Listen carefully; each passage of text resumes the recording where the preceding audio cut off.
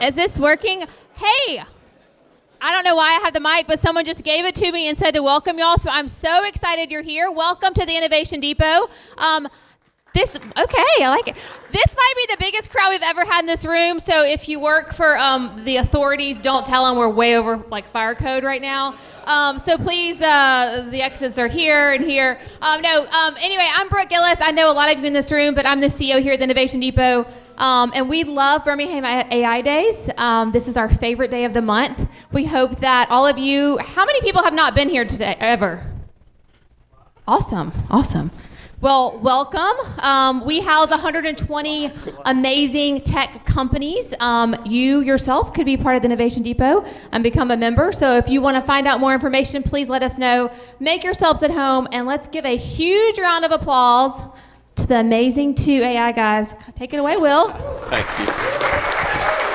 Thank you. Testing. All right, can you hear me okay? Awesome. Well, great. Thanks for showing up today. As you might have noticed, we've got a little dancing party hat up there. This is our second birthday. This is our second anniversary meeting. Let's give a round of applause. And really, that is only possible because of this community. A lot of you have been a part of organizations before, meetup groups before, and you know that it's the members that make it happen. And so you all have continued to show up month after month for the last 2 years. And so let's do another round of applause back at you all for showing up. All right, so we saw some hands earlier. Raise your hand again if this is your first time coming to a Birmingham AI meetup event. Awesome, great. And raise your hand if you've been here multiple times before. Great. I think we're getting close to maybe 50-50, but that's awesome. And we're just so excited to share some things with you all today and help you connect with the other people in the room. This is an exciting month for Birmingham in technology and innovation for a number of reasons. One, it's our 2-year anniversary. The other reason is that SLOSTech is happening at the end of this month. So who's going to SLOSTech? Anybody got tickets yet? All right, awesome. Who? There's a giveaway on our Instagram today. 5 VIP tickets. All right. Innovation Depot's got 5 tickets for it. Who is going to Shin Digital, the music festival, after the event? All right, we got some people who bought tickets to that. All right, we've got 5 tickets to the music festival to give away right now. So if you are going to SLOSTech and you don't have your ticket to the music festival, raise your hand real quick and tell us your favorite AI tool. You got to tell us your favorite AI tool. Go. Perplexity. All right, another Perplexity. Cursor. Love it. Developer myself here. We got 2 more tickets, Anthony. ChatGPT. Great. 1 more ticket in the back there. ChatGPT. Great. Awesome. If you shouted out your tool, send me an email at will@birminghamai.org, and I'm going to hook you up with your free ticket to the festival. So thank you for that. Check it out. This is an exciting month for Birmingham and technology. Our mission at Birmingham AI is to accelerate the adoption of AI in Birmingham for all.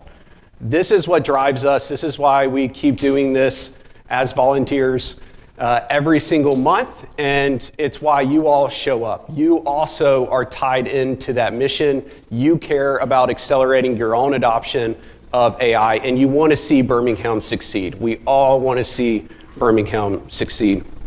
For all is a really important point for us here. We want this to be inclusive. We don't want it just to be for developers like myself. We want everybody to be able to come in here and understand how AI is going to affect their job, their future, how they can use it to solve a problem today. And that is what really drives us. Today, we're going to take a few steps in that direction in really accelerating Birmingham's adoption of AI. And we're going to talk about a few key things throughout today. I'm not going to steal the thunder, but the first part of this is that I want us to all welcome Tony Somerville to the Birmingham AI board. And as we give him a round of applause, he is going to come up and say a few words about Birmingham AI and what this means to Birmingham. So thank you. Thank you. Thanks, Awesome. Hey, everybody. Will and Austin asked me to say a few words, which I'm more than happy to do. This is such a huge group. Wow, this is impressive.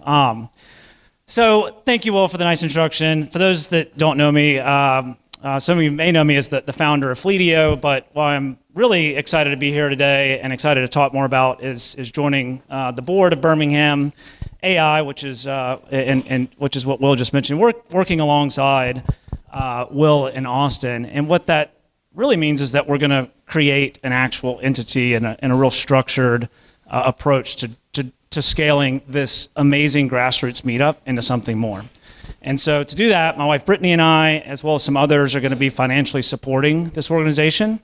And again, just trying to grow this amazing group into something even bigger. And just, I want to share a few thoughts and one kind of backstory in particular of why this somewhat resonates with me in a way that sort of dates back to almost 20 plus years ago, which is amazing to think about. But I used to be, and some of you that were around in the early 2000s may remember this group. There was a group called the Internet Professionals Society of Alabama in the early 2000s. Sounds a little funny to say internet professionals nowadays. Maybe that's like what OnlyFans people call themselves nowadays. I don't know. But anyways, back then, all jokes aside, it was a really special group and a community of people that were just kind of captivated by the web and web development and Web 2.0. And there was a new verb or a new word starting to take shape called startups and social media. And this was like a group of people that were just sort of captivated by what was happening, knew that something big was bound to take shape, and just it was a group of like-minded, curious folks trying to figure it out. And really, if I think back on my own career, that group, that community, IPSA, was definitely one of the things that set me on a course to founding Fleetio. And in a lot of ways, I think that Birmingham AI, this movement, really, it feels a little bit like deja vu in some ways. But I think this is going to be even bigger and has the opportunity to be much larger and much more impactful on our community. And so I think it's not that much of a stretch to say this moment in time on Earth matters a lot right now. It matters everywhere on the planet. It matters a lot in Birmingham. And AI is either going to be a threat or an accelerant. And it really just all depends on how you embrace it or the willingness to embrace it. And so I love the mission statement that Will just went over. I think it's important. It's simple, but it's extremely important to accelerate the adoption of artificial intelligence in Birmingham for all. And this, to Will's point, this isn't about turning everybody in this room into prompt engineers. It's about, I think, making Birmingham a top-tier city in adapting to AI, not just technically, but practically in all of our lives, in all of our jobs. And so this means helping companies, knowledge workers, founders, creatives, all walks of life. Everybody can stay relevant and really win in this new era in AI. And I think what has started here in the last 2 years is just, it's incredible. Like what Will and Austin and you all have grown is just absolutely incredible. Like there's no, it's very accessible. This isn't just about like code talks or, it's focused on real impact and not just the hype. And I think that's so authentic. And that's why I'm just really excited to join the board and really kind of help fund and drive a transition from an amazing meetup into a real organization that can have even more impact. And I think structuring this as a nonprofit that can have a clear mission and a long-term vision is just going to be so important.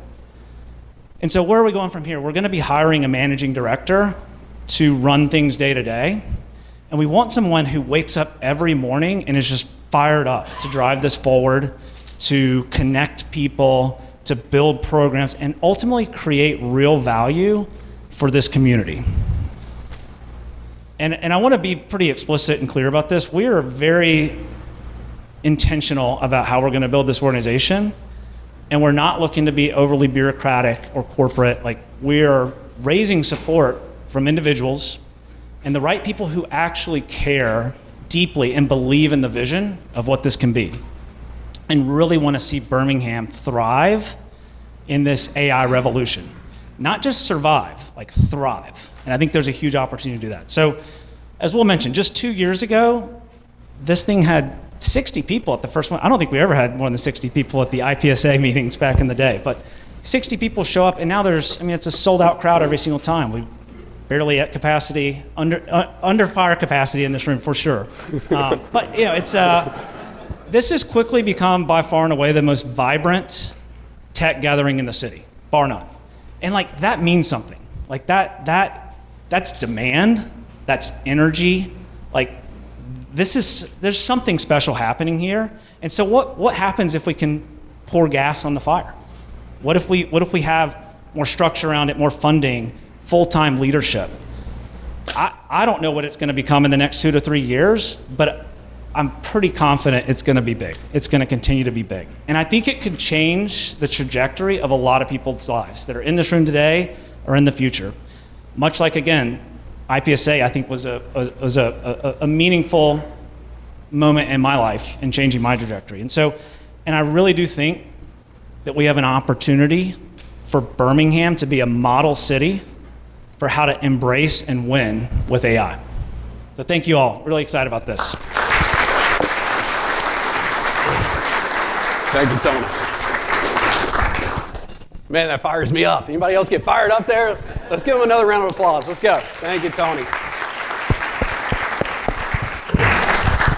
All right, Tony doesn't know this, but I actually found video footage of one of those meetings 20 years ago. So here it is.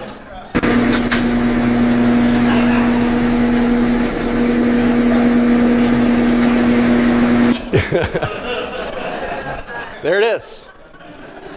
All right, actually, I'll admit that was an AI generated video. What's funny is I put that video in there last night when I created it at 9 o'clock.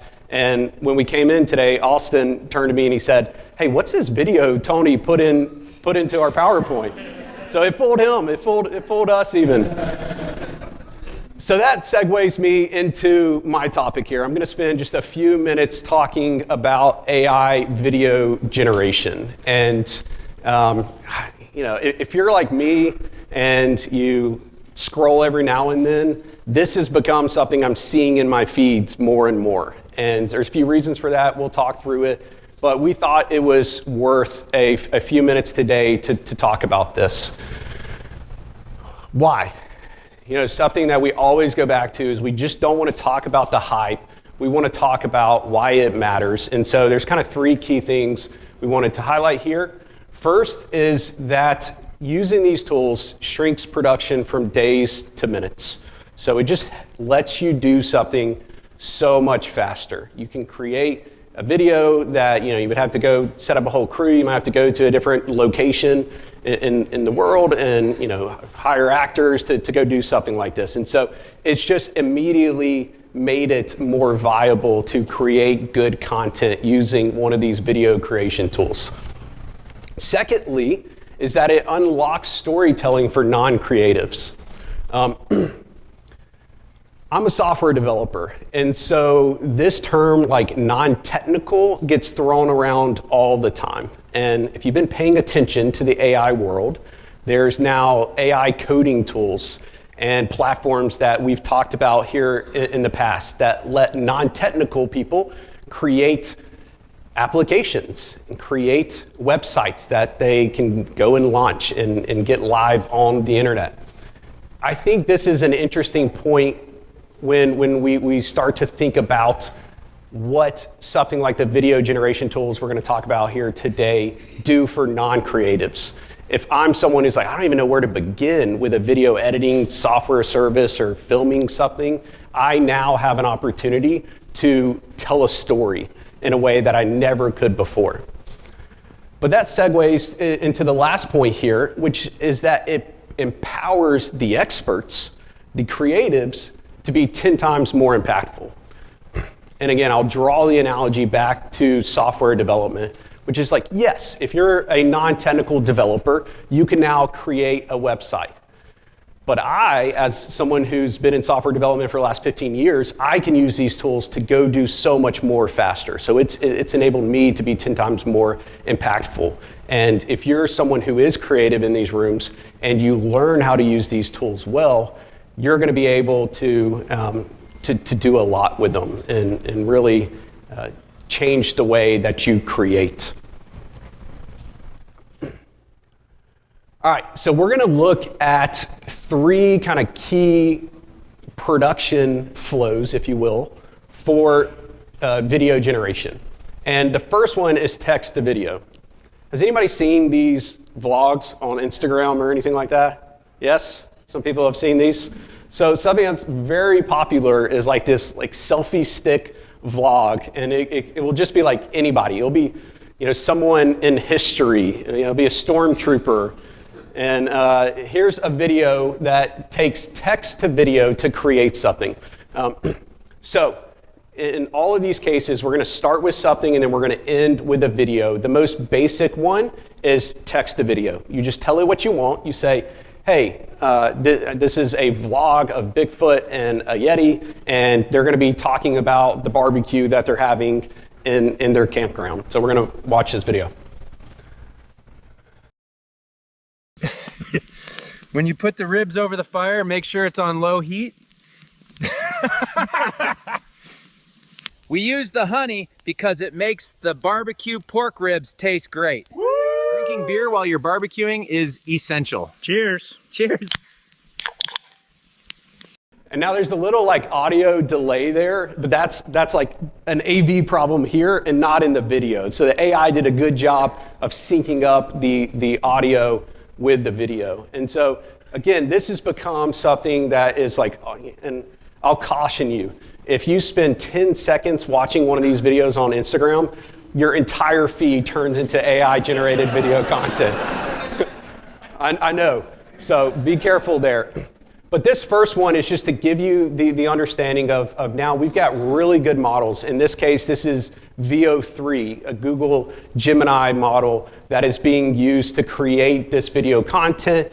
And of course, this is obviously fake, right? But it's creative, it's interesting, and it's well done. It's of really high quality. We're at the point now where this is interesting to people. For about the last 2 years, tools have been out there like this, but they just haven't gotten many views. They've been obviously fake, or there's just been a disconnect between the entertainment value that they offer and what's out there from the market. So the second thing is image to video. And this is where it starts to become even more powerful for those creatives that we have in the audience today. We're not going to look at a video that goes through this exact example, but it's just to show you that now you can use images as references to generate a final output video. And you can start with an image and then say, hey, I want you to move this way. I want the camera to pan this way. I want this to happen. So let's look at an example of image to video. If you'd like, you can provide a text prompt along with your image, which will help guide the result a little bit better, or allow you to introduce new elements or movements to change the video over time. For example, we can add simple camera movement instructions.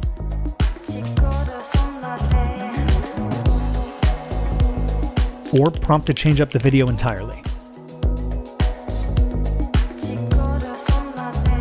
Image to video with Gen 3 Alpha is a great way to start with a specific style, character, or composition for added control and intention when generating. So that's pretty amazing. Again, if you've got an image or you can find one, and then that can be the source material for you to start your video creation process, you can get results that are really good. So we've talked about text to video. Yes?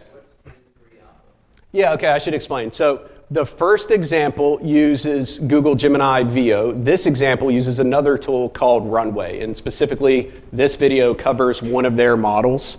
So just like we have to deal with all of this terminology on the ChatGPT side of things, where you've got 4.0 and O3 and O3 Mini, you encountered the same thing. And I've got a slide in just a few slides here that's going to talk about a couple of the tools and a comparison between them. So we've covered text to video, and then we've covered image to video, and then the last one I want to talk about is really video to video, or restyling a video. And this, honestly, in my opinion, is like the most powerful one of all, because you can take a video and then restyle it however you want it to be. For example, I could take a video where I am the subject and I'm moving my hands like this and I'm saying something, and then I could change who I am. I could change what I look like. I could be a different type of creature. I could leave myself the same and change the background. And it becomes really powerful as a video creation tool. Let's watch. Inside of a generative session, choose a video that you want to stylize. Then click on the styled first frame icon. From here, you can download frame 1 of your original video to apply stylization to it. During the stylization process, make sure that the image dimensions remain the same. And once you've landed on something you like, upload that style frame into the video to video tool. Add a text prompt for additional context if you want, then click generate. First frame styling works with both Gen 3 Alpha and Gen 3 Alpha Turbo. The default structure transformation is set to 3, but try experimenting with different values to get different video motion results. You can even try adding or changing elements from the original video frame instead of completely restylizing it, which will turn video to video into a visual effects engine. If you feel like getting really experimental, you can upload a completely different image as the style frame, which will give you unexpected yet interesting results. For this method, increasing the structure transformation above 5 is typically helpful for getting better looking videos. With first frame styling, you're now able to achieve the same style across multiple video clips, giving you even more control. As always, don't forget to check out our help articles for additional tips and tricks. So that's crazy to me as well. And it's just like, it shows where we are today. And that's why we thought, hey, let's dedicate 10, 15 minutes to talk about it today, so that we can catch everybody else up in the room. It was a good exercise for us to catch up as well. And again, if you're a creative person in this room, think what you can do. Like, your mind is already racing about ideas for, I can tell this story, or I can make this little campaign and do something valuable for a client I have, for the company I work for, or just to tell a story. So this is a tool comparison slide. This walks through the kind of top 5 video creation tools that are out there today. And I just asked myself, like, what do you really care about at the end of the day? And this is what I came up with: text to video, image to video, restyle videos. Is there a free version? And then what is the paid plan? What does the paid plan look like? We always share this PowerPoint presentation out. I saw a lot of people taking pictures. That's great. We'll also send it out via email, so you can come back and look at that here. A couple things to note real quick is that there's this X check on Google VO3's free version, and that's because it's a 1-month trial. So you do get some credits in that first 1 month, but just be strategic about when you create the trial to ensure that you're going to use up your credits during that trial. The clear leaders in terms of what the sentiment is from the community space right now: VO3 and Runway, and then all the rest, including Sora, are kind of like right behind it. So you can get great content with all of them, but VO3 is what you see the most on social media today, especially if you're seeing those vlog-like videos. Almost all of those are VO3. They do really good with audio, someone talking and their mouth looking like they're saying what they're saying. Runway is for more professional creation, where you're taking an image or a video as a reference, and you're then working off of that. In addition to the models, there's a couple tools that help you create more content together. Quick question? Quick question on the cost. Are some of those costs bundled in? Yeah. So that Google can get Yep, So I thought, like, how complex do I make this chart? And I went for very simple. No. So yeah, so go look at these. The key point here, and I probably could have quickly shown, is that these three are like image or video creation tools only, whereas Google VO3 is tied into their Gemini AI plan, and OpenAI Sora is tied into the ChatGPT Pro plan. Yeah. So on those text videos, like on those blogs, a lot of times they're saying like a lot, they're having a full-on conversation, and it's hard for me to imagine somebody writing that whole conversation. Is that generated by the AI, or do you have to do some recordings to tell them what they're going to say? Yeah, no, so usually the AI is either deciding what it's going to say. So the audio is generated by AI, so to answer that question. And then usually they have put in the text that they wanted to say. Oftentimes they're generating 5 to 8 second clips and then putting them together is how it works. OpenAI has a tool called Sora that lets you put some storyboards together. Google Flow helps you use their VO tool. So again, if you're a creative in this room, come back to this presentation and you can check out one of these. Let me quickly go over 3 tips for AI video creation. Number 1, video creation is costly. And costly is relative. But for a 5-second video, it might cost you $1 on one of these apps, and that's for high quality video creation. So iterate on your prompt before you generate a video. Text is cheap from Gen AI. Like I can get ChatGPT to spit out tons of text for me. So use ChatGPT to iterate first there. Second, get detailed. Every pixel on the screen has to be filled in, and that's something that took me a little bit of time to figure out. So get detailed. And if you don't give it clear instructions, it will decide for you. And that can be good or bad, but it's better to be detailed. Lastly, learn something like CapCut or just a simple video editing tool, because oftentimes the videos will be almost perfect, but there'll be like this weird look at the end. You can just cut that out if you're able to cut it. And so there's tools like CapCut that it's like $10 a month, very cheap video editing tool that works well. One of the reasons we're going over this is because we are holding a hackathon ahead of our July meeting that's going to be video creation.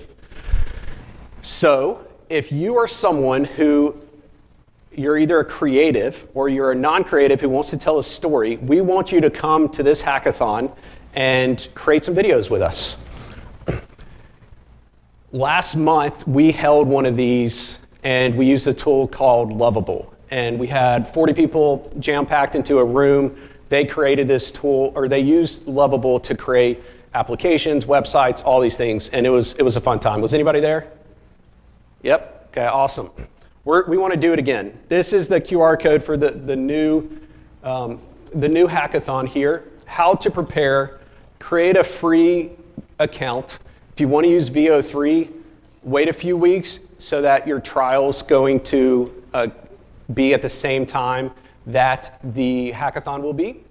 Go ahead and think of a story worth telling, and then next month, bring your laptop and some headphones, because there's going to be audio involved, and come join the hackathon. It's going to be a lot of fun. We're excited to have Lewis Communications sponsoring that hackathon next month. Thank you.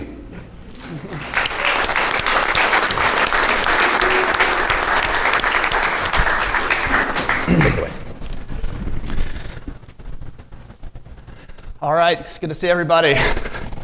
My name's Austin. I'm like the other half of this, so it's good to see you. It didn't occur to me we were putting this together, but it's a really good lead-in for what I'm about to talk about. You may have remembered there was a strike in Hollywood a couple years ago, and I think it wasn't totally obvious what they were on about at the time, but I think you're seeing it now. Right? It's a highly unionized industry. They are required to put hundreds of people into a room to work on this stuff, and all of a sudden maybe half a dozen people might be able to do it with the right skills. So you can see why they were perhaps concerned about their jobs, okay? And that's a little bit of what we're going to talk about today. There's been a flurry of news articles over the last few weeks about AI in the job market.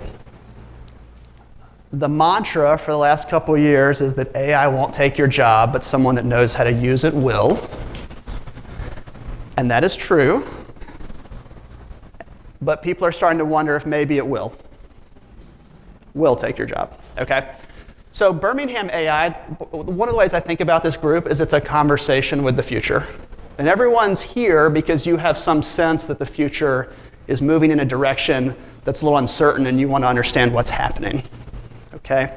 So let's get into this. This is while the news articles came out. So this is the CEO of Anthropic. People have been sugarcoating this for a while.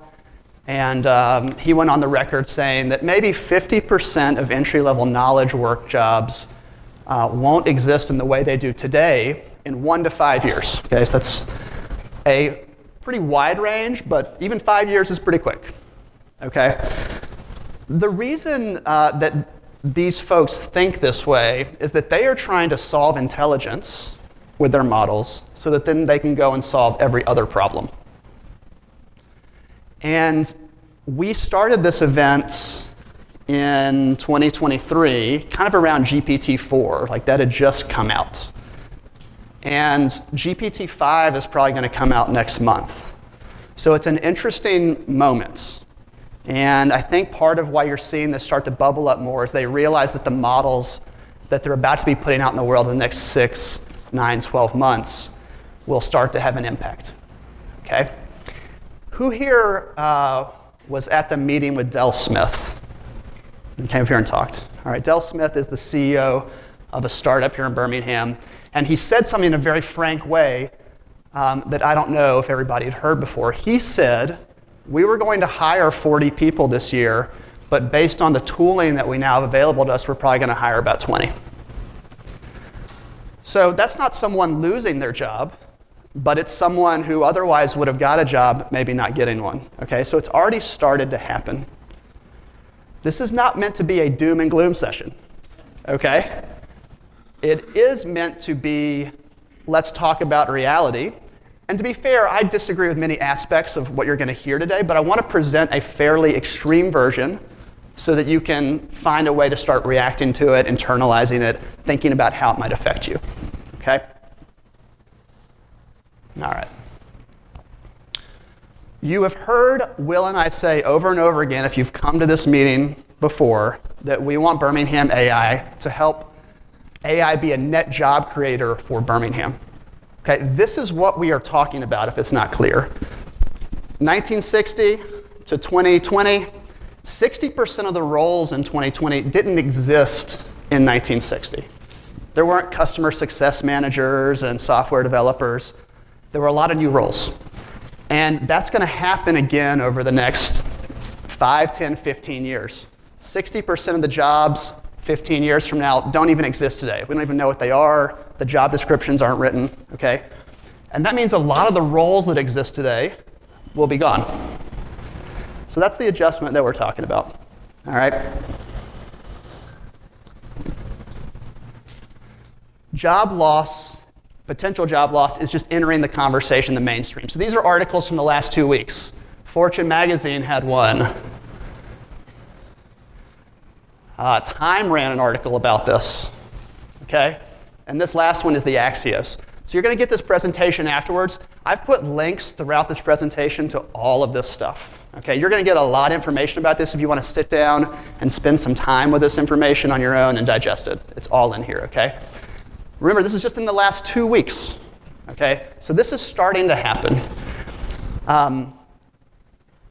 And one thing that's started bubbling up too is a lot of CEOs, particularly in the tech industry, have started sharing the memos that they have sent to their employees around AI. And one thing that I would like to communicate to you is at some point in the next, it may have already happened, but in the next 1 to 5 years, the CEO of the place you work will send this memo. And what do these say? You know, again, they're all here if you want to go and look at them afterwards. But they say the same thing. They say this isn't optional anymore, right? They say we don't want people to lose their jobs. but we have to adjust to the reality that's happening to us. And we want people to lean into this, and we're going to support people to lean into it. This is broadly what they say, okay?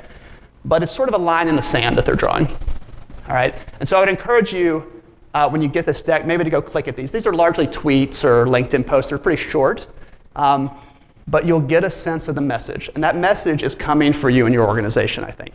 And it's a positive message on the whole, but it's a wake-up call. So for our July meeting, Andrew, where are you? Hello. Andrew Mitchell's going to come speak to us. I just put this is what we were going to talk about, sort of how to prepare for that moment in your company. All right, so we always take a moment here. You see the room gets full, it gets sold out. This is the QR code. If you want to sign up for next month, go ahead and do that right now. And I'll just give everybody a minute.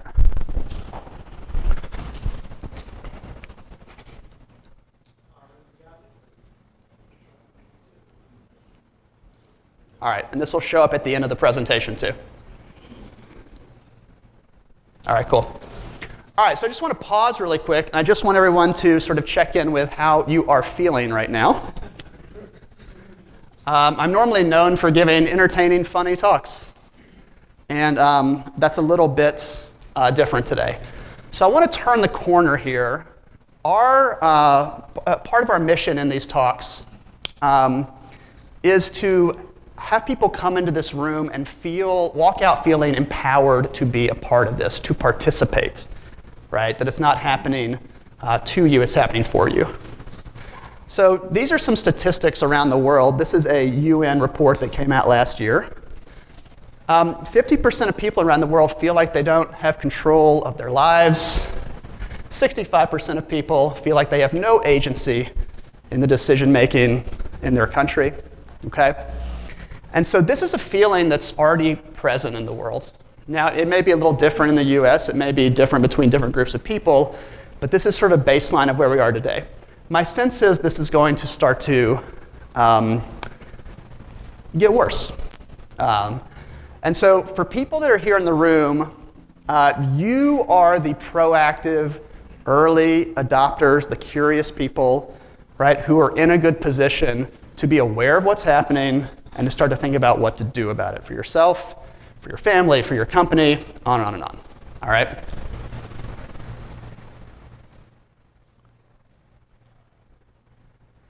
So this is what you hear Will and I say a lot. We want AI to be something that happens for you, not to you.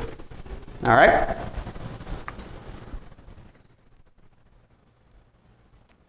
Okay. Let's set the table here. One of the stories that's being told right now in the news is that everyone is using AI and everyone has used it to solve all of their problems already. Okay? Right now, and you see the trend over time, about 40% of people are using AI at work. Okay? Less than half. All right? So you are not behind. I'm imagining you're here maybe because you've used these tools at work. And if you are regularly using tools at work right now, congratulations, you are in this group. All right? Most people have not gotten there yet. Okay? You are not behind. You are early still. Ethan Mollick is someone that I would recommend everybody follow online. He is a business professor at the University of Pennsylvania. He has been consistently writing about very practical topics in AI for the last couple years. I'm going to play this video, and I want to give a little context before I hit play. All right? The interviewer is asking him, what should leaders do in their businesses? Who should they hire to help figure all this out? All right? They're specifically talking about chief AI officers, but he's going to take it a little broader. I want you to listen to what he says, and it may surprise you. So I worry a little bit sometimes on the chief AI officer thing for the same problem that everybody is having, which is everybody wants answers. And like I talk to all the AI labs on a regular basis. I know you guys do too. You've been doing this for much longer than most people in the space. And the horrible realization you have fairly quite quickly is that nobody knows anything, right? It's not like the labs have an instruction manual out there that they haven't handed to you. It's not like that there's like more data than what I'm sharing with you guys about this or that I share online. Like there's no secrets, right? There isn't, everyone's like desperate to copy somebody else, and there isn't. So like when you say hire a chief AI officer, how are they going to have any more experience in the last 2 years than anyone else did? No one thought LLMs would be this good. Like you guys were there before almost anyone else. So like that gave you a year of head start, right? Like this is a weird place we're in. So there isn't someone you can hire who's like the expert. And they often, one of the major problems of AI in organizations is that AI meant something very different from 2010 to 2022. That is still important, by the way. Large data, going ahead and XG boosting everything, like still worth doing, right? But like that's a very different beast. So a chief AI officer is kind of a hard hire. I really feel strongly that organizations have the expertise they need to succeed internally, because the only people who know how to use AI will be the people who are experts. It's very easy for someone who's done a job 1,000 times to run a model and figure out whether it works or not. And in fact, in our BCG study, we have a second paper that shows that junior people are much worse at using AI than senior people, which is not something people think about. Usually they're like, we need the digital generation to come in. Turns out not to be true, because junior people produce a memo and they show that the memo and you're like, it's a memo, it's great. And you're like, well, I've looked at this I've done this for 20 years. Here's 7 things the memo doesn't do well, right? So expertise and knowledge matter. So I think that it's less about embedding people in teams, and then we don't even know what makes someone good at AI. So what I tend to do is suggest the crowd and lab need to be linked together. So what the crowd does is you're not just surfacing AI use cases. It basically, by the way, in almost every organization, you max out at 20-30% of people using your AI model internally, and everyone else is either not using it or they're cheating and using some of their AI because they don't want to show you what they're doing. But you get like 20-30% of your organization using it, and then you'll find like 1 or 2% of your organization is just brilliant at this stuff. They're amazing at it. I found it very empowering as an adult to realize that no one knows what's going on. And that everyone's kind of winging it as we go. It does seem to be the case in life. You step up and you do things, and you take chances, and you figure it out as you go. And this is what he's saying. And I've been doing consulting work around AI adoption for the last couple of years, and I've come to the exact same conclusion. The work I do now is less about me solving people's problems and helping them build the capacity to do it themselves. Okay? So if you heard him say at the end there's this 1 or 2% of people in organizations that are brilliant at this stuff. And my hope is that people in this room could be that crowd. Okay?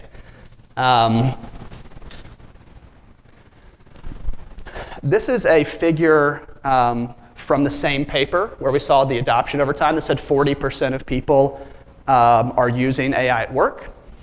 And this is saying, out of those people, how many days on average do they use it? And you notice there's this big spike here around 5. So out of the 40% of people that use it, about 30%, 40% of those people use it every day, okay? So about 15% of people are using it at work and using it every day. That's not a lot of people. And I imagine it's a lot of the people in this room, okay? So when I say that we're not behind, if you're someone that is using it all the time, you are way ahead. You might not realize it, okay? So what I want to talk a bit about, and this is what we're going to talk about more next month, okay? But I want to talk about how to use AI every day at work. And what I'm going to suggest is that you have a 30-minute timer that you turn on every day, and you work on AI for 30 minutes. And as soon as that timer goes off, you stop. Okay? You go back to the work you're doing. And what I would like you to think about doing is to create a different set of habits for each day. So on Monday, I'm going to do this. On Tuesday, I'm going to do this. Now, I'm going to suggest some here. Yours can be completely different than these, of course. I just want to give you a sense of how I'm thinking about it. So on Monday, every Monday when I sit down, I might list all the things I do at work. Just write them all down, right? How much time do I spend doing things, right? I'll do that for 30 minutes and then I stop. On Tuesday, I'll look at each task and I'll figure out, is this something AI can entirely do or not at all, right? On and on and on. And so every day I kind of have a theme for the day. And I just spend 30 minutes and I work on that theme. If you do this with some consistency, you will find yourself going from wherever you are now to that next place where you're trying to be. Okay? And importantly, every day, take some notes.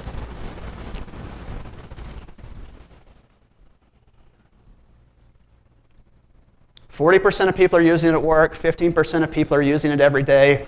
If you can start doing this, you will be in that 1% to 2% of people that are brilliant at this stuff.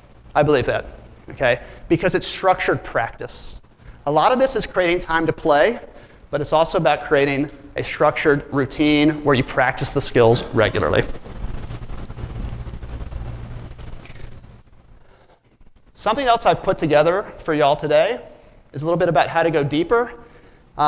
We know that AI struggles to solve problems if it doesn't have good context, right? So if it writes a 300-word blog post and you want it to be 500 words, but you didn't tell it that, right? Good luck.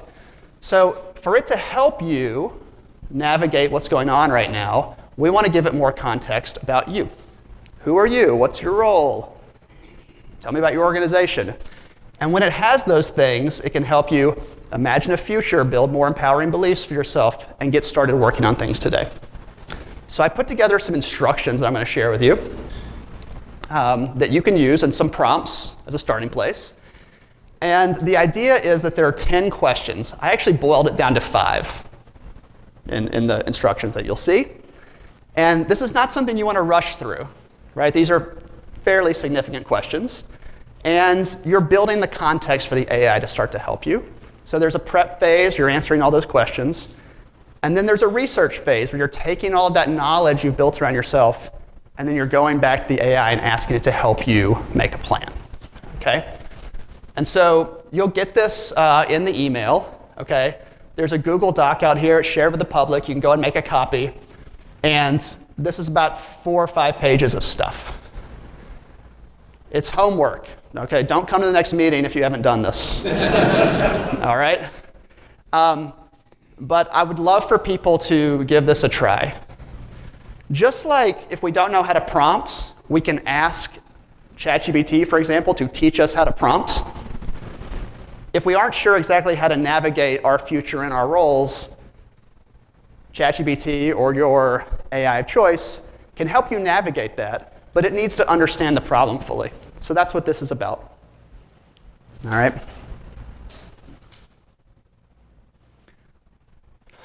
Back here again. I just want you to check in with yourself again and see how you are feeling about this.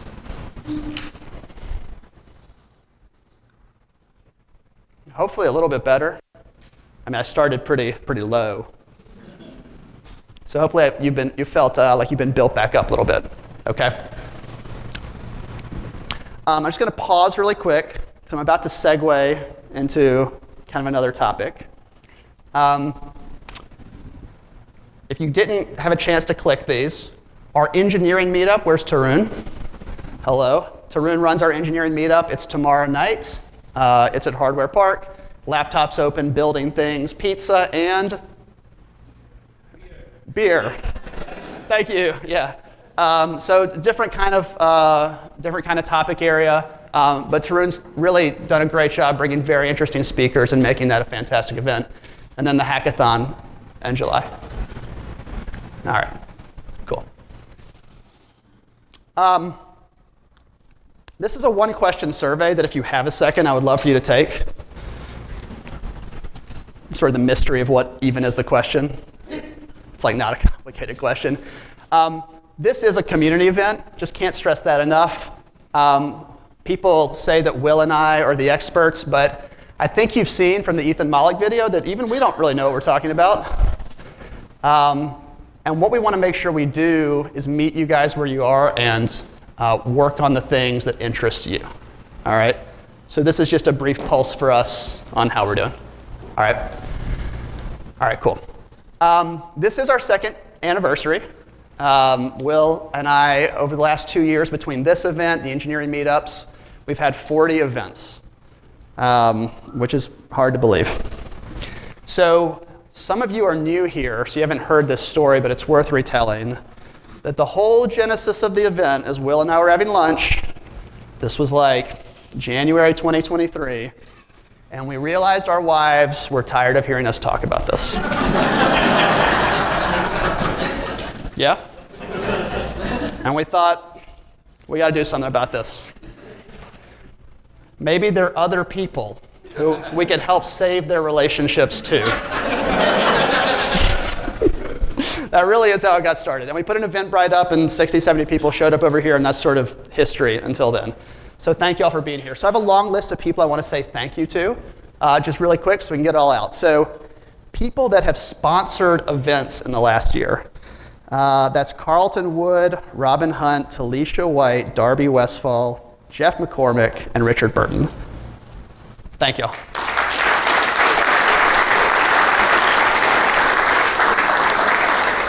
All right, the next list, people that have been brave enough to come up on the stage and talk. That's Peter Inge, Karan Khanna, Allison Posey, Josh Jones, Robert Hill, Marcus Fetch, and Kaiser Thompson. Thank you all.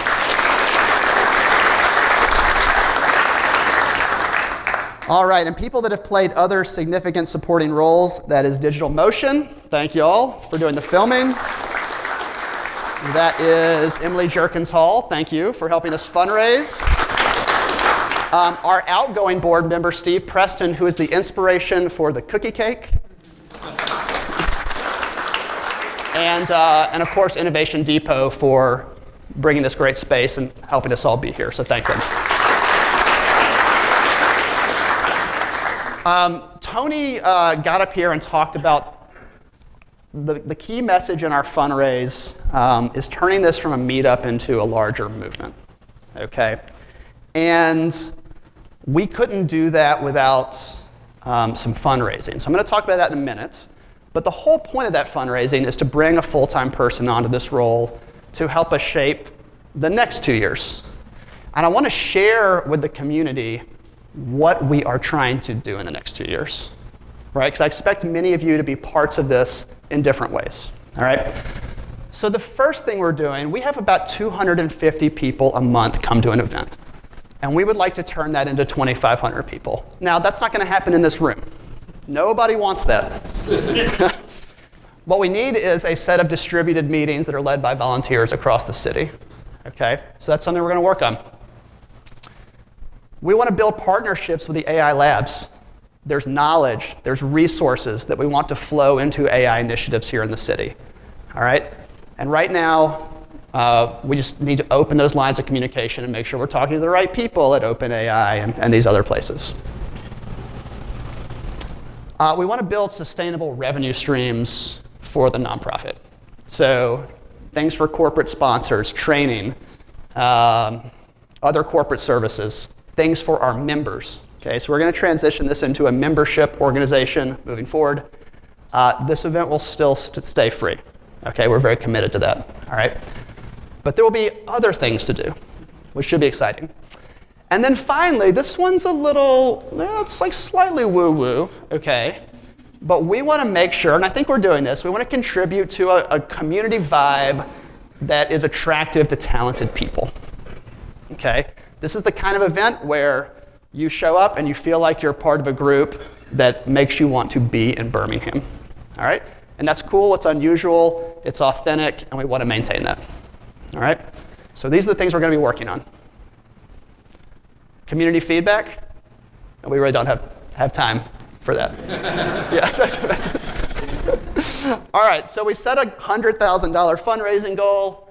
In our last meeting, our community members helped start this. We raised $508 from 26 people in the audience. That was fantastic. So you guys got it started. Then we went out to our major donors. This was not done through Venmo. Okay. It was packed a little more punch. I want to thank some of those people before I move on. So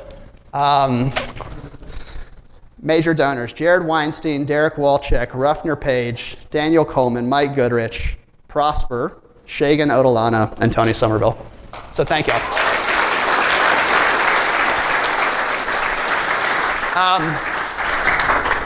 But this is a problem. And the reason I wanted to get so many of you in this room today is to help solve it. So we need to raise about, I don't know, $900 in the next minute. All right, so here's the Venmo right here, okay? And if one person could just click it and give us $900, that would absolutely be the easiest thing, but any amount is welcome. We want y'all to know we are going to have a Birmingham AI 2-year anniversary party. It's not going to be sitting down in chairs. We don't know the exact location yet, but we do know it's going to be on Friday, June 27th from 4 to 5:30. It's kind of a blank space in the Sloss Tech schedule, and it's going to be somewhere downtown. So for anybody that's contributed, we're going to give you first cut at those tickets because it will certainly sell out like this does. All right? I'm just going to assume that y'all took care of this. So thank you. Yeah? All right, cool.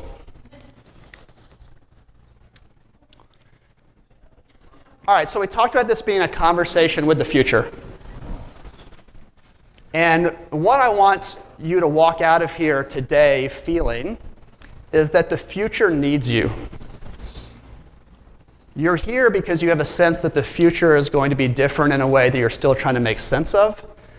And we are making sense of it together. And we do have to lead our organizations and our city toward a good outcome here. It's not default that this works out great for everybody. There's a lot of opportunities. There's a lot of risk associated with what's about to happen over the next 5 to 10 years. And so what can we do? We can't really make a plant grow, but we can create a good environment for it to grow. We can create good soil, we can water it, we can bring resources, knowledge, attention, awareness to things, okay? That's what we're trying to do here, all right? So all the people on this list that I thanked, Will already said it, but the people that have made this work are the people that are in this room today, the 2,000 people that have been here over the last 2 years, okay? So thank you all very much.